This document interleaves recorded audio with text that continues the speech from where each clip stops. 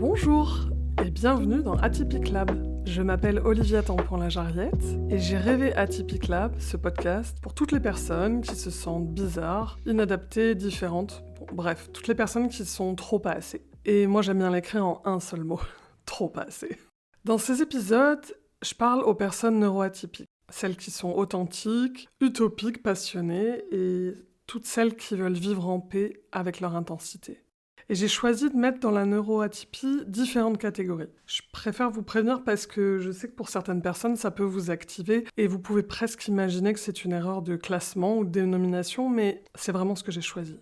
Pour moi, dans la neuroatypie, il y a les personnes qui ont des diagnostics cliniques avec les troubles de TSA, troubles du spectre autistique, TDAH, troubles de l'attention et de l'hyperactivité, les mélanges, ADHD et toutes les personnes 10. Mais pour moi, il y a aussi tous les HPI, au potentiel intellectuel ou au QI, les HPE, au potentiel émotionnel ou au potentiel sensible, les ultrasensibles en gros, et bien sûr, toutes les personnes multipotentielles, avec les slasheuses, etc. Quand vous avez plein de métiers et d'activités différentes.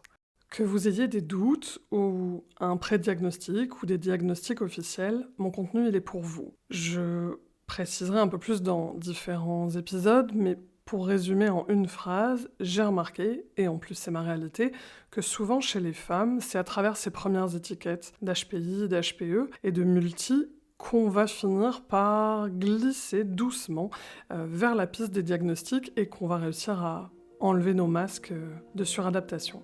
Pour moi, ce qui est important, c'est de poser un mot sur notre particularité. C'est pour ça que j'avais créé ce mot de trop pas assez. Vous voyez, là, on peut mettre tout le monde dedans. Pourquoi ? Parce que ça va nous permettre de sortir de l'isolement. On va sentir qu'on appartient à un groupe qui est comme nous, avec des codes, avec des besoins, avec des difficultés qui sont spécifiques et qui font partie d'une minorité. Donc, le fait de se réunir, c'est quand même très rassurant et ça va nous donner des pistes concrètes. Parce que vivre avec une atypie, c'est invisible et donc du coup c'est souvent un cadeau, mais au début ça ressemble surtout à un fardeau. Et en tout cas, c'est une réalité dans la société, c'est un poids. Parce que notre société, elle adore classer, juger, critiquer, et donc on va apprendre très très vite à cacher nos bizarreries, masking, camouflage, suradaptation, hypervigilance sociale, perfectionnisme, faux self. Vraiment, toutes ces stratégies, vous les vivez au quotidien, donc vous le savez, c'est épuisant. Et ça va être un frein à la création d'une vie qui nous ressemble. C'est-à-dire qu'une vie qui est adaptée à notre système de fonctionnement qui est différent. Et donc, on va être coincé quand on va vouloir créer une vie extraordinaire. Si on change d'angle pour regarder cette problématique et notre place dans la société, on pourrait se dire que si on n'est pas vraiment fait pour ce monde, en tout cas moi c'est ma croyance, c'est peut-être qu'on est un petit peu venu sur Terre pour le changer. Et moi j'aime rêver qu'on est là pour redonner de l'humanité, de la douceur, de la créativité, de la sensibilité, et réussir à retrouver une certaine forme d'efficacité. Imaginez un monde où la norme est d'avoir une curiosité insatiable, des pensées qui fusent, une immense empathie, une hypersensibilité à l'injustice et la trahison, un besoin constant de sens, une recherche de l'excellence, un besoin impérieux d'harmonie et de congruence, une quête de la beauté presque aussi forte que notre pensée divergente et notre métacognition. Et bien sûr, un amour infini pour le questionnement. Parce que, je le répète constamment, on se prend pas la tête, on aime réfléchir, définir des patterns, trouver des solutions dans la complexité du réel. Bon, j'avoue, pour moi, c'est aussi un immense plaisir de tout remettre en question, mais c'est cette perception atypique, combinée à notre besoin d'harmonie, qui nous rend souvent si ingénieuses et créatives. Alors nos questions, elles sont parfois existentielles, spirituelles, mais elles sont aussi très souvent pragmatiques et relationnelles. Alors, pourquoi j'ai appelé ça Atypique Lab ? J'avais envie d'un espace polymorphe pour vous faire savourer un cocktail de réflexion, de définition et d'inspiration. Parce que moi, ce que j'aime, c'est permettre de mettre de la conscience et de la compassion sur nos surprenants systèmes. Bon, en gros, j'avais envie d'un laboratoire qui me permette de mélanger tous les formats, tous les sujets. Mais vous le savez peut-être déjà, j'adore ranger, peut-être comme vous.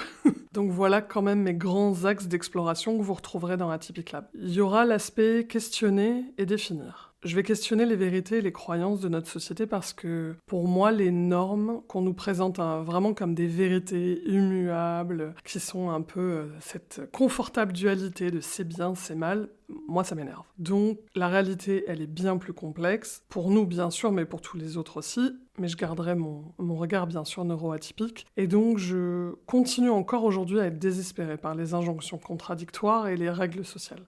Donc je vous proposerai des nouvelles visions, des nouvelles analyses et des définitions pour, j'espère, vous permettre de naviguer dans le monde avec plus de douceur et de nuances. Atypic Lab, c'est aussi partager du concret. J'avais envie de vous partager toutes les clés et les astuces que j'ai récoltées dans mon exploration, tant dans ma vie personnelle que dans ma vie professionnelle aujourd'hui. Ça fait plus de 27 ans que je cherche des solutions parce que j'étais coincée dans des états de souffrance, de questionnement, de désespoir. Et j'avais envie, j'étais bornée, têtue, j'avais envie de pouvoir dire et vivre « je suis heureuse et apaisée ». Donc je vais vous confier toutes ces méthodes, ces pratiques et quelques exercices que moi j'ai testés, donc qui fonctionnent avec mon système unique de neuroatypique et d'autres pratiques que j'ai récoltées auprès de mes maîtres spirituels, des maîtres à vivre, et bien sûr qui fonctionnent aujourd'hui avec les personnes que j'accompagne.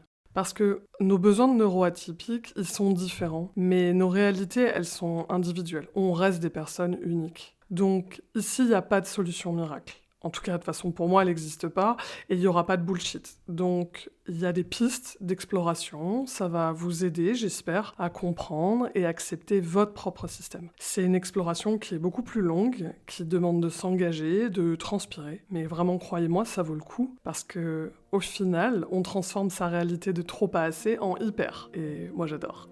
Et puis enfin, pour vous motiver et vous inspirer, je vais interviewer des personnes créatrices, innovatrices, artistes, entrepreneurs qui ont réussi à aligner leur sens et leur excellence. J'espère que ces témoignages, ça vous rappellera, ça me rappellera aussi que c'est pas juste une utopie. Réussir à créer dans le génie de nos envies, avec le flot de la vie, pour beaucoup, c'est une réalité. Et j'ai envie de leur donner la parole et de les entendre nous faire rêver. Parce qu'Atypic Lab, pour moi, c'est aussi un moyen de vous faire voyager dans mon monde préféré. Un monde d'espoir, d'authenticité, de nuances, de partage, de douceur et de beauté.